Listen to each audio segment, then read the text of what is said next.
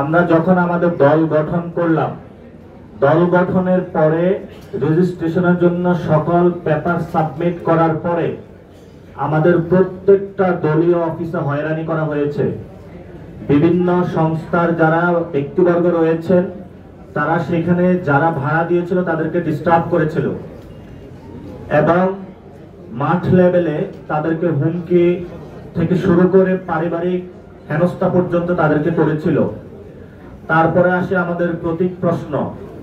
প্রতীকের ক্ষেত্রে আমাদের তারা জুতোর তলা ক্ষয় করেছে, কিন্তু শেষ পর্যন্ত বৃহত্তর স্বার্থে দেশের পরিস্থিতি বিবেচনায় আমরা শাপলাকলি মার্কা নিয়েছিলাম, কিন্তু এখন পর্যন্ত ইলেকশন কমিশন থেকে আমরা আমাদের শাপলাকলির যে ডিজাইনটা এটা এখনো পাইনি। ফলে তো আমরা নির্বাচনী প্রচারণার কাজে নামতে পারছি না। এই ধরনের পরিস্থিতির মধ্য দিয়ে আমরা যাচ্ছি এবং ভবিষ্যতে যেই নির্বাচনী মাঠে আমরা নামবো সেই মাঠে আমরা হুমকি পাচ্ছি এখন যে সকল প্রশাসনকে এক দলের আন্ডারে নিয়ে যেতে হবে। এটা তো আপনারা সকলেই জানেন, গতকালকে এই বক্তব্যটা ভাইরাল হয়েছিল। শুধু এটাই নয়, কোথাও যদি কেউ মিছিল মিটিং করে, প্রটেস্ট করে, নির্বাচনী কাজে যায়, তখন তাকে হুমকি ধমকি থেকে শুরু করে পরিবার পর্যন্ত সকলকে মারধরের পর্যন্ত ঘটনা আমরা শুনতে পাচ্ছি। নির্বাচন কমিশনে যারা আওয়ামী লীগ ছিল তাদেরকে তারা রিমুভ করে নাই, প্রশাসনে যারা আওয়ামী লীগ ছিল তাদেরকে তারা এখনো রেখে দিয়েছে। প্রস্তাবনা উঠেছিল দলীয় বিবেচনায় বিভিন্ন জায়গায় প্রশাসনিক নিয়োগ না দিয়ে স্বচ্ছ একটা প্রক্রিয়ার মাধ্যমে দেওয়া। আমাদের প্রশাসনের যিনি এখন হেড, এই কার্যক্রমটা ইউনূস স্যার হাতে নিয়েছেন।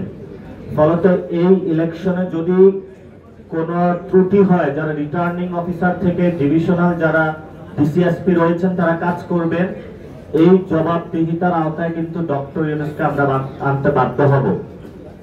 শুধু তাই নয়, আমাদের যে রাজনৈতিক যে কালচার রয়েছে সেই দলগুলোকে বিভিন্নভাবে আগে যেভাবে ডিজিএফআই থেকে শুরু করে বিভিন্ন সংস্থা ব্যবহার করে হুমকি দামকি দিয়ে বিভিন্ন অ্যালায়েন্সে নেওয়ার চেষ্টা করা হয়েছে, সেভাবেই এখন এই প্রক্রিয়াগুলো চলমান রয়েছে।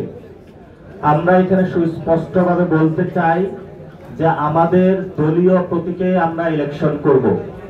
আমরা অপরাপর যে রাজনৈতিক দলগুলো রয়েছে তাদেরকে আহ্বান জানাবো যে আপনারা আপনাদের দলীয় যে প্রতীক রয়েছে সেটাতে অংশগ্রহণ করুন। ফলত যে ধরনের রাজনৈতিক সমঝোতা বা এই ধরনের রাজনৈতিক পকটস্থ ছোট দল থেকে করা, সেই সংস্কৃতি থেকে আমরা এবার বেরিয়ে আসতেছি। আমরা আপনাদেরকে প্রমিস করেছিলাম, আমরা একটা রেভলিউশনারি ফোর্স হিসেবে কাজ করেছিলাম, আমরা এখন ডেমোক্রেটিক প্রক্রিয়ার মাধ্যমে যাচ্ছি। কিন্তু এই ডেমোক্রেটিক প্রক্রিয়ায় আমরা যখন তরুণদেরকে নিয়ে যাচ্ছি, তরুণদেরকে কিন্তু রেভলিউশনারি জায়গায় এখন অনেক ঠেলে দিচ্ছেন। এই প্রক্রিয়া থেকে বের হওয়ার জন্যই আজকের এত আমাদের আয়োজন।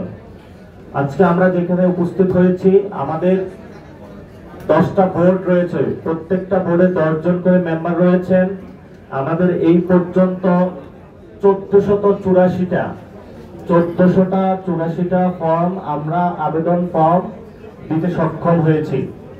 অর্থাৎ আমাদের প্রতি আসনে এভারেজে বা গড়ে 5 জন করে প্রার্থী রয়েছেন। আমরা অনলাইন এবং অফলাইন দুটো প্রক্রিয়ায় ফর্ম ছেড়েছিলাম। আমাদের অফলাইনে 761 জন ফর্ম নিয়েছে এবং আমাদের অনলাইনে 723 জন ফর্ম নিয়েছিলেন। তো আমরা আজকে তাদের ভাইবা শুরু করেছি। আমাদের যারা বিভাগীয় সম্পাদক আপনারা জানেন, তাদেরকে নিয়ে আমরা বসেছি। এখানে 10টা সাংগঠনিক বিভাগ আমরা করেছি। কুমিল্লা একটা বিভাগ আছে, আর ঢাকা এবং সাথে সাথে ঢাকাকে আমরা 2টা করেছি। তো আমরা এই প্রক্রিয়াগুলো শেষ করে ইনশাআল্লাহ আপনাদের দক্ষ যোগ্য প্রার্থী আপনাদের কাছে ইনশাআল্লাহ বুঝিয়ে দিব।